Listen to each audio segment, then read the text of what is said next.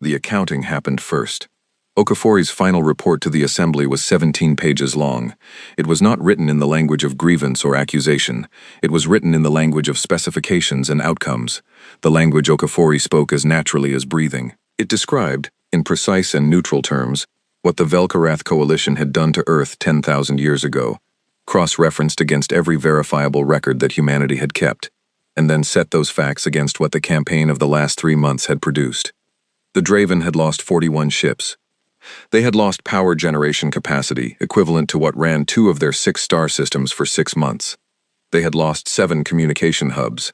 They had lost, through the 3 coordinates exchange that Yael Morrow had forwarded as a counterproposal, access to 3 key fuel processing facilities that would take an estimated 4 years to rebuild. They were not destroyed. Okafori had been asked, many times in the last 3 months, why not? Why not finish it? They had voted 376 to 11. Why not hold them to a standard equal to the one they had applied to humanity? Her answer was always the same. It was not mercy. It was math. A species that is destroyed makes no example. A species that has lost 41 ships and 4 years of fuel processing capacity, and knows exactly why, and knows that the species who did this to them went home afterward and turned their attention toward rebuilding. That species sits with what it has learned for a very long time, long enough for the lesson to travel, long enough for other species in this galaxy to look at the math and understand the new calculation. The Velkarath Coalition had spent 6 months destroying Earth. Humanity had spent 3 months making a point. The point, written in Okafori's flat, precise language, was this: we know everything about you. We have always known. We took what we came for. We are done with you now. Do not make us come back. The Assembly, which had been trying to mediate for 3 months, received the report and held sessions about it for 6 days. The Thresh, predictably, were the most thoughtful in their response. The Kari said very little. The Draven delegation to the Assembly was reduced to 4 members after 2 of them quietly left without filing proper departure paperwork, a protocol violation that the Assembly noted and did not pursue. Yael Morrow attended the final Assembly session on the matter and said almost nothing. She sat in the human delegation section and she listened and she watched faces. When she was given the floor for closing remarks, she said 2 sentences. We appreciate the Assembly's efforts toward resolution. We consider the matter concluded. She left before the applause-equivalent customs of the various species in the room had finished. Outside in the corridor, alone for the first time in what felt like weeks, she leaned her back against the wall and closed her eyes. She stood like that for exactly 63 seconds. She had counted. Then she opened her eyes. She straightened her jacket. She went to find a transport to Earth. The descent through the atmosphere was the part no one had been prepared for. They had prepared for it practically. There were protocols. The orbital approach, the atmospheric insertion angle, the heat shields, the specific landing site in the valley where the 16th Fleet's people had been working for 4 months. Ashvale had run the logistics himself, the way he always ran logistics, personally, precisely, without delegating the parts he thought were most likely to go wrong. None of that preparation touched what it was actually like. The ship entered the upper atmosphere and it shook. Not violently, but noticeably, the way ships don't shake in space. And the sound changed, because there was air now, air outside the hull, the first air any of them had moved through. The atmospheric composition readings on the screen said, breathable, altered from historical baseline. Not by much. 10,000 years had not done as much damage to the atmosphere as the bombardment had intended, because the atmosphere was large and deep, and the bombardment had been thorough but not infinite. Ashvale watched the descent screen, and he did not hold on to anything. He felt the gravity. Not ship gravity. They had always had ship gravity. The ship's systems maintained a constant field. But this was different, and he could feel the difference, though he could not have explained how. It was the gravity of a planet. It was the gravity that had pulled his species into shape over millions of years, and that they had been outside of for 10,000. It pulled the same. It felt like nothing different. He had expected it to feel different. It just felt like gravity. He did not know why that made his throat tighten. They sat down in the valley. The valley was approximately 12 kilometers long and 4 wide, nestled between geological formations that had sheltered it from the worst of the bombardment's long aftermath. The floor of the valley was gray-brown, rocky, covered in the fine ash silicate mix that covered most of the planet's surface. Along the northern edge, where a persistent groundwater source had been confirmed by Wren's team. The green was. It was not lush. It was not what any of the image archives said a field of plants should look like. It was low and sparse and tough. Dark green, almost gray-green, covering the rock in patches rather than a continuous layer. The plants were small. None of them rose more than knee-height. They were the result of thousands of years of slow reclamation, moving out from whatever ancient survivors had persisted underground, filling in where conditions allowed. They were alive. No one said anything when they came down the landing ramp. Ashvale came down first, which was not protocol. Protocol said the security sweep happened first, then the Admiral. He had told his security officer to stand down, and his security officer had correctly read his face and stood down. He walked down the ramp, and he stepped onto the surface of the planet, and he felt it. The soil was ash and rock, and the thing that ash and rock become over 10,000 years of wind and freeze and thaw and slow biological work. It gave slightly under his boot, just slightly, not the way the image descriptions had said, not that warm, rich give of deep soil. Something harder, something less forgiving, something that was what you get after what this planet had been through. He took 3 steps and stopped. He stood very still. The air was cold. It was early in the local morning, and the sun, the specific sun that had risen here every day for 4 billion years, was just above the eastern ridge of the valley, and the light it made was ordinary, yellow-white, the same color as any star of the same type, nothing special about it. He had been looking at stars through hull glass and display screens his whole life. He had never had one shine on his face before. He stood in it. The wind moved. It was real wind, not a ventilation system, not a temperature circulation fan, but the movement of air over a surface for no reason except that warm and cold met, and the physics of it made the air move. It was very quiet, the kind of quiet that does not happen inside a ship, where there is always the hum of engines and life support and 1,000 systems all working. The valley was quiet. No one else had come off the ramp yet. They were waiting. He had not told them to wait. They were simply waiting, in the way that people sometimes know to wait without being told. He walked toward the green. It was further than it looked. The green patches began about 200 meters from the landing site, at the base of the northern rock face where the groundwater seeped up through the rock. He walked across gray-brown ground, and the sound of his boots was different out here. He had never heard his own footsteps without the acoustic backdrop of a ship. They sounded too loud, too concrete, the sound of a person taking up actual space in an actual place. Dr. Lena Vare was there. She was crouching at the edge of the largest green patch, with a collection kit open beside her, doing what she had been doing for 4 months. She heard him coming, and she stood up, and she was very quiet for a moment. She was in her 50s, Dr. Vare. She had been on the 16th Fleet for 11 years. She had a round, tired face that looked like a person who had been having extremely large feelings in private for 4 months straight, and was managing them by working constantly. She said, "They're responding well to the temperature support. We ran the projections. If conditions are maintained, if we do what the 16th has been doing, the heat generation support, at this rate, the green zone could triple in area within 50 years. 50 years, Ashvale said. That's the conservative estimate. She paused. There are several sites on other continents where we think similar microenvironments might have survived. Underground moisture, geological shelter. We haven't been to them yet. But if they're active, she stopped, looked at the plants. It could be much faster. In geological terms, it could all be much faster. He crouched down beside the plants. They were close up, not beautiful in the way pictures in old databases described plants being beautiful. They were gray-green and low, and their leaves were thick and waxy, the adaptation of something that had to conserve everything. They looked like they had worked very hard to be here. He thought they probably had. He put his hand out. He pressed his palm flat on the ground at the edge of the green, not on the plants themselves, but on the soil beside them. The mixed ash-rock organic material that had been slowly becoming something over 10,000 years. It was cold, not frozen, just cold, the way the surface of a planet is cold in early morning, before the sun gets high enough to warm it. The ground had a texture against his palm that was not like anything he could compare it to, because he had nothing to compare it to, slightly rough, slightly giving, complex. The sun was on his back, warm through his jacket. He stayed there. Someone had followed him, several people, by the sound of the footsteps behind him, moving quietly. He did not turn around. He stayed crouched with his palm flat on the ground, and he stayed very still, and he let himself feel what he was feeling, which was not rage and was not triumph, and was not grief exactly, though it was something close to grief, in the sense that grief is what happens when the size of a thing becomes fully real to you for the first time. 10,000 years. Not his 10,000 years. No single person could carry 10,000 years.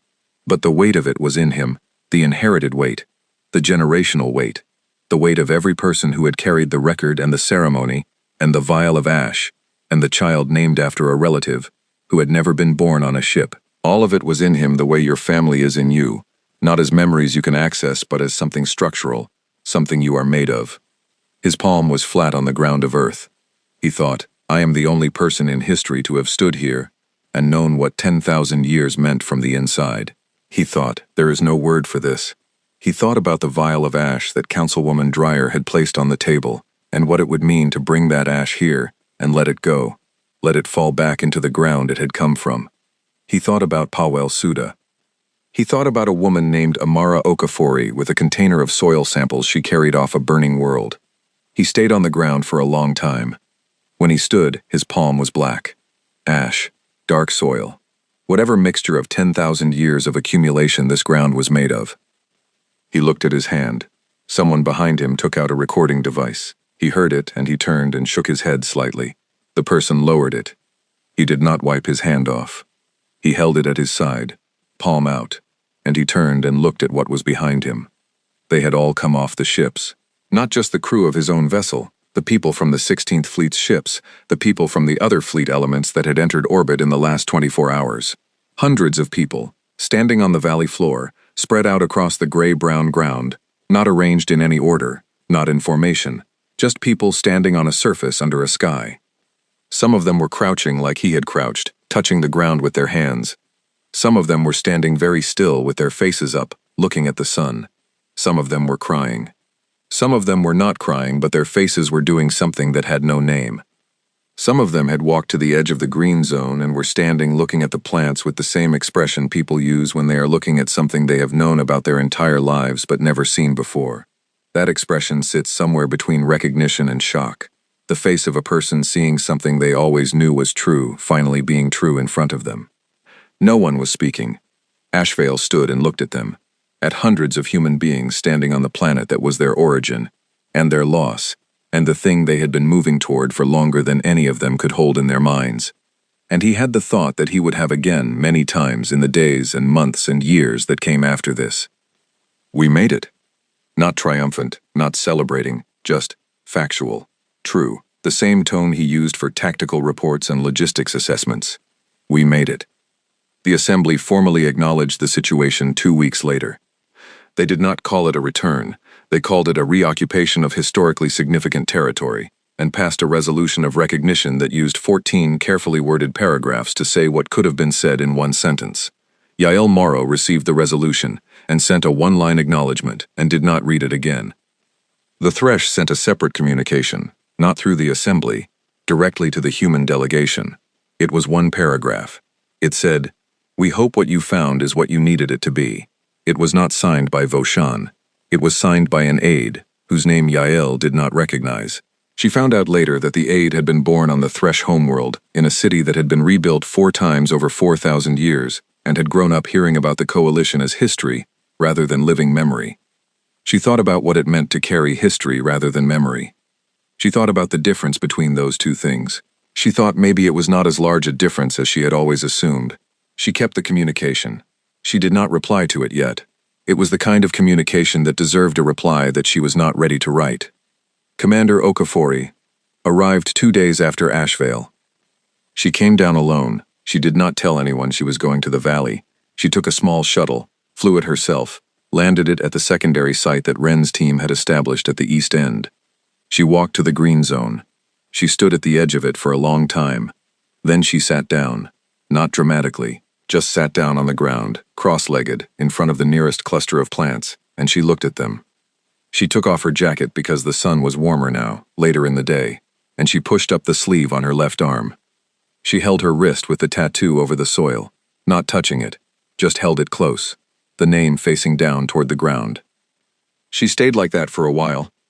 Then, she put her sleeve back down and her jacket back on, and she stood up, and she walked around the edge of the green zone, following it, learning its shape, the way it spread and thinned, and came back thicker in some places than others. She thought about soil samples, about a woman who would not leave without them. She thought, "You brought some of this back with you. Some of what you carried is here." She thought, "And now so are we." Ashvale returned to the landing site in the late afternoon. The sky was doing something he had never seen. The sun was going down, and the light was changing through colors that he had read about but never experienced. The descriptions said orange. The descriptions said gold. They were not wrong, but they were not sufficient either. They described the color but not the quality of it, the way it moved differently from the artificial lights he had grown up under, the way it seemed to come from an angle rather than from everywhere at once, the way the shadows it made were long and distinct. He sat on a rock at the edge of the landing site and he watched the sun go down. He thought about the report he needed to file, about the sequence of events that would need to happen now, the longer-term planning, the decisions about how the fleets organized around the planet, what the rebuilding looked like, what the relationship with the assembly looked like going forward, the 1,000 practical questions of what it meant to be a species returning to a home that had been destroyed and was slowly coming back. He thought about all of that. Then he let himself stop thinking about it and just watched the sun go down. The ash on his palm had dried. It was still there. He had not washed it off. He would wash it off eventually, but not yet. He looked at it. He thought about 10,000 years of people who had never done this, never sat on a rock on this planet and watched this sun go down. The people who had carried the record, the ceremony, the ash. The people who had built the ships and rebuilt them again. The people who had run the survey for 400 years. The people who had named their children after relatives who had never stood on soil. The people who had died on the journey, of illness, of age, of the 1,000 ordinary ways that people die when they live entire lives inside ships, without seeing this. He thought about Powell Suda specifically, and he thought, "I am sorry you are not here. I am sitting on a rock watching the sun go down, and I am sorry you are not here to see it." The sun went below the ridge. The colors changed, deepening. The first stars appeared. He had seen stars his whole life, through hull glass, on display screens, close and detailed and mapped to the fraction of a degree. He knew the sky above this planet by chart. He had studied it. He had never seen stars from below before. They looked exactly the same. They looked completely different. He sat on the rock and he looked up at them, his face up, the cold evening air moving against his skin, and he felt, in some very quiet part of himself, the thing that he had not allowed himself to feel for months and years, and in some sense his entire life. Not peace, not resolution, not an end. Something more like the thing that comes when you have been holding your breath for a very long time, and you finally, carefully, let it out. He breathed. The air tasted of ash and cold and the mineral smell of rock and something else. Something organic, faint, barely there. That was the green zone, and the plants, and the 10,000 years of slow work that had made them possible. He breathed it in.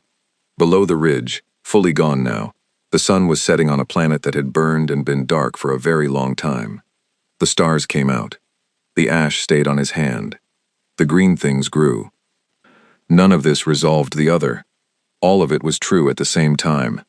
He stayed until it was dark, and then he stayed a little longer, and then he got up and walked back to the ship. There was a great deal of work left to do. He was not finished. But he had been here, and he had felt it, and he had let the sun shine on his face, and his palm was black with the ground of earth, and no matter what came next, the long rebuilding, the assembly negotiations, the question of what species that have been away for 10,000 years become when they return, no matter what came next, this was real, and it had happened, and it was now part of the record. They had come back. After 10,000 years. After everything. They had come back. And the planet, slowly, impossibly, stubbornly, was coming back too.